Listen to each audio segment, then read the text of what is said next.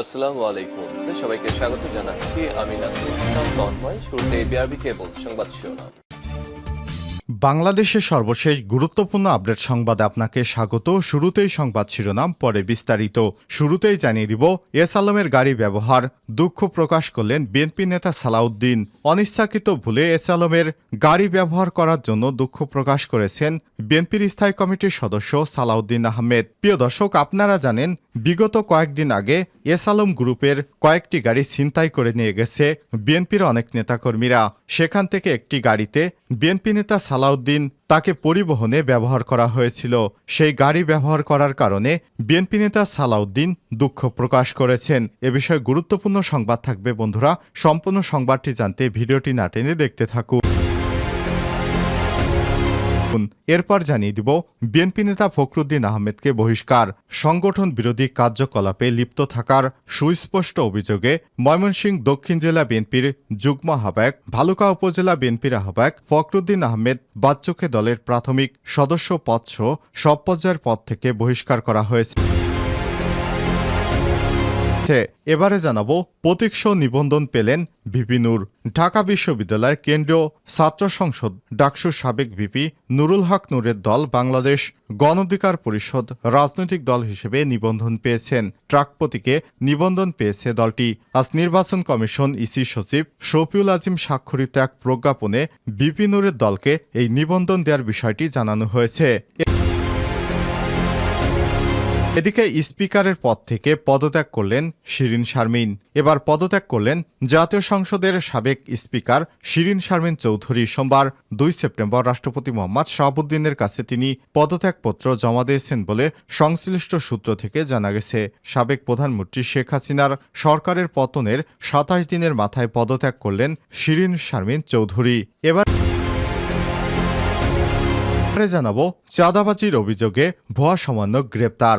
ঢাকা সাভারে সমন্বয়কের ভুয়া পরিচয় দিয়ে সাধারণ মানুষকে মামলায় ফাঁসানোর অভিযোগে মোহাম্মদ আজিজ 27 নামে এক যুবককে গ্রেপ্তার করেছে আশুলিয়া থানা পুলিশ। রোববার রাতে আশুলিয়া থানায় বাদী হয়ে প্রতারক আজিজের বিরুদ্ধে মামলা দায়ের করেন আশুলিয়া শ্রীপুর এলাকার ব্যবসায়ী মানিক মিয়া। এর আগে তাকে আটক করে গণধোলাই দিয়েছে সাধারণ জনতা।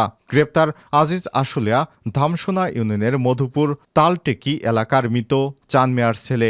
জানা গেছে, রোববার রাতে আজিজ এবং তার সঙ্গী জাহাঙ্গীর সহ অজ্ঞাত 20 থেকে 22 জন লাঠিসোঁটা নিয়ে আশুলিয়ার শ্রীপুর পাইকারি কাঁচা বাজারে ভুক্তভোগী মানিক মিয়ার ব্যবসা প্রতিষ্ঠানে হামলা করে এবং তার কাছে চাঁদা দাবি করে। পরে তাকে জনতা এবং এলাকার বিভিন্ন মানুষকে নিয়ে তাকে আটক করে পুলিশে সোপর্দ করা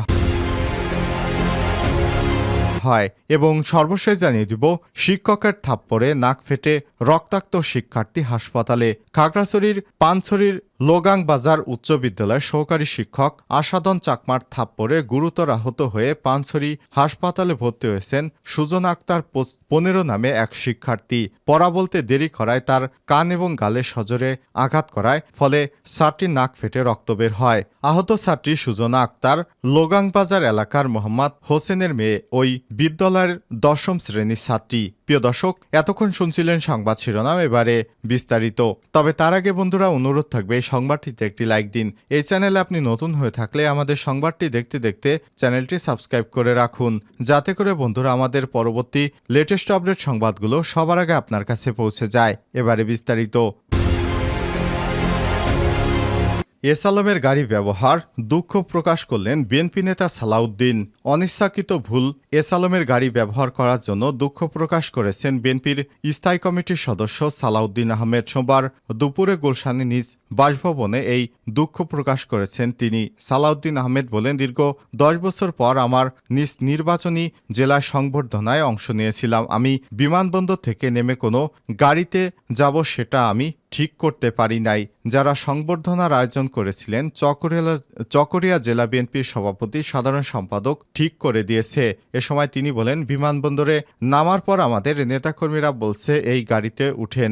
এখন সেই গাড়িটি কারটা খোঁজ নেওয়ার চিন্তা ভাবনার মধ্যে ছিলাম না। 10 বছর পর নিজ জেলায় যাচ্ছি, তাই আগে আবেগ আপ্লুত হয়েছিলাম। এর মধ্যে বাসনা ছিল কখন মা বাবার কবর জিয়ারত করব। সাবেক এই মন্ত্রী আরো বলেন, পরে জানতে পারি এই গাড়িটি আমার এক ছোট ভাইয়ের। যিনি এস আলম গ্রুপের চাকরি করেন। তিনি কোম্পানির বিভিন্ন জমির বিষয়গুলো দেখে থাকেন, এই জন্য তাকে গাড়ি চলাচলের জন্য দিয়েছেন।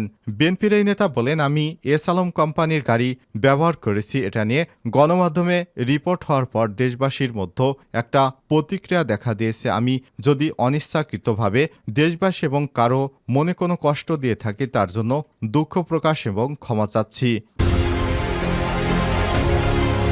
বিএনপি নেতা ফখরুদ্দিন আহমেদকে বহিষ্কার। সংগঠন বিরোধী কার্যকলাপে লিপ্ত থাকার সুস্পষ্ট অভিযোগে ময়মনসিংহ দক্ষিণ জেলা বিএনপির যুগ্ম আহ্বায়ক এবং ভালুকা উপজেলা বিএনপির আহ্বায়ক ফখরুদ্দিন আহমেদ বাচ্চুকে দলের প্রাথমিক সদস্য পদসহ সব পর্যায়ের পদ থেকে বহিষ্কার করা হয়েছে। রোববার 1 সেপ্টেম্বর বিএনপির সিনিয়র যুগ্ম মহাসচিব অ্যাডভোকেট রুহুল কবির রিজভী স্বাক্ষরিত এক সংবাদ বিজ্ঞপ্তিতে এই বহিষ্কার আদেশ দেওয়া হয়েছে। এদিকে চট্টগ্রাম দক্ষিণ জেলা বিএনপির আহ্বায়ক কমিটি বিলুপ্ত ঘোষণা করেছে দলটি। রোববার 1 সেপ্টেম্বর রাতে এক সংবাদ বিজ্ঞপ্তিতে সব তথ্য জানানো হয়। বিজ্ঞপ্তিতে বলা হয়েছে, দলের সিদ্ধান্ত অনুযায়ী চট্টগ্রাম দক্ষিণ জেলা বিএনপির আহ্বায়ক কমিটি বিলুপ্ত করা হয়েছে। পরে কমিটি ঘোষিত না হওয়া পর্যন্ত চট্টগ্রাম দক্ষিণ জেলা বিএনপির নামে কোনো সাংগঠনিক কার্যক্রম চালানো যাবে না। এর আগে গতকাল শনিবার 31 আগস্ট এস আলম গ্রুপের চেয়ারম্যান সাইফুল আলম মাসুদ তার পরিবারের সদস্যদের ব্যবহৃত 14টি বিলাসবহুল গাড়ি এক স্থান থেকে অন্য স্থানে সরাতে সহযোগিতার ঘটনায় চট্টগ্রাম দক্ষিণ জেলা বিএনপির শীর্ষ 3 নেতাকে কারণ দর্শানোর নোটিশ দেয় দলটি। শনিবার বিএনপির চট্টগ্রাম বিভাগের দায়িত্বপ্রাপ্ত কেন্দ্র কমিটির সাংগঠনিক সম্পাদক মাহবুবুর রহমান শামীম গণমাধ্যমকে বিষয়টি নিশ্চিত করে বলেন, 24 ঘন্টার মধ্যে তাদের কারণ দর্শানো নির্দেশ দেওয়া হয়েছে। বিএনপি থেকে নোটিশ পাওয়া দলটির নেতারা হলেন চট্টগ্রাম দক্ষিণ জেলা বিএনপির আহ্বায়ক আবু সুফিয়ান, প্রথম যুগ্ম আহ্বায়ক এনামুল হক এনাম এবং কর্ণফুলী উপজেলা বিএনপির আহ্বায়ক এস এম মামুন মিয়া। এর আগে বৃহস্পতিবার 29 আগস্ট রাতে কালুরঘাট শিল্প এলাকার বিসিক মির গ্রুপের মালিকানাধীন একটি ওয়্যারহাউস থেকে একে একে 14টি বিলাসবহুল গাড়ি সরিয়ে নেওয়া হয়। গাড়িগুলোর মধ্যে রয়েছে বিএমডব্লিউ, মার্সিডিজ এবং অডি, পোর্শে এবং রেঞ্জ রোভার। প্রতীকসহ নিবন্ধন পেল ভিপি নুরের দল। ঢাকা বিশ্ববিদ্যালয়ের কেন্দ্রীয় ছাত্র সংসদের ডাকসুর সাবেক ভিপি নুরুল হকের নুরের দল বাংলাদেশ গণ অধিকার পরিষদ রাজনৈতিক দল হিসেবে নিবন্ধন পেয়েছে। ট্রাক প্রতীকের নিবন্ধন পেয়েছে দলটি। সোমবার 2 সেপ্টেম্বর নির্বাচন কমিশন ইসি সচিব শফিউল আলম স্বাক্ষরিত এক প্রজ্ঞাপনে বিষয়টি জানানো হয়েছে। প্রজ্ঞাপনে ইসি জানায়, the representation of the peoples of order 1972 এস চ্যাপ্টার ভিএ এর অধিবেশন অনুযায়ী প্রধান কার্যালয় আল রাজি কমপ্লেক্স, তৃতীয়তলা, বিজয়নগর, পুরনো পল্টন, ঢাকা 1000-এ অবস্থিত গণ অধিকার পরিষদকে জিওপি পুনরাদেশ না দেওয়া পর্যন্ত বাংলাদেশ নির্বাচন কমিশন রাজনৈতিক দল হিসেবে নিবন্ধন করেছে।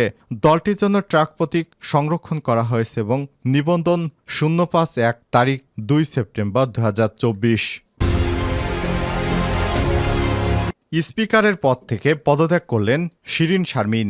এবার পদত্যাগ করলেন জাতীয় সংসদের স্পিকার ডক্টর শিরীন শারমিন চৌধুরী। সোমবার 2 সেপ্টেম্বর রাষ্ট্রপতি মোহাম্মদ শাহাবুদ্দিন চুপ্পুর কাছে তিনি পদত্যাগপত্র জমা দিয়েছেন বলে সংশ্লিষ্ট সূত্র থেকে জানা গেছে। সাবেক প্রধানমন্ত্রী শেখ হাসিনা সরকারের পতনের 27 দিনের মাথায় পদত্যাগ করলেন ডক্টর শিরীন শারমিন চৌধুরী। ছাত্র জনতার অভ্যুত্থানের মুখে গত 5 আগস্ট শেখ হাসিনা প্রধানমন্ত্রীর পদ থেকে পদত্যাগ করে ভারতে চলে যান। এরপর সংসদ ভেঙে দেন রাষ্ট্রপতি। পরে 8 আগস্ট শপথ নেয় অন্তর্বর্তীকালীন সরকারের হিসেবে প্রধান উপদেষ্টা ডক্টর মোহাম্মদ ইউনূস। 2013 সালের 30 এপ্রিল স্পিকার নির্বাচিত হন শিরীন শারমিন। এরপর থেকে টানা তিনি এই দায়িত্ব পালন করে আসছিলেন।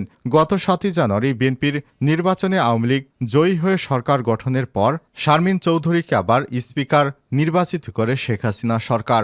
দেশের গত 16 জুলাই থেকে 5 আগস্ট সরকার পতনের পরে সহিংসতায় 760 জনের মৃত্যু হয়েছে। গুলি করে মানুষকে হত্যার ঘটনায় সাবেক প্রধানমন্ত্রী শেখ হাসিনা সহ আওয়ামী লীগ নেতাদের বিরুদ্ধে মামলা হচ্ছে।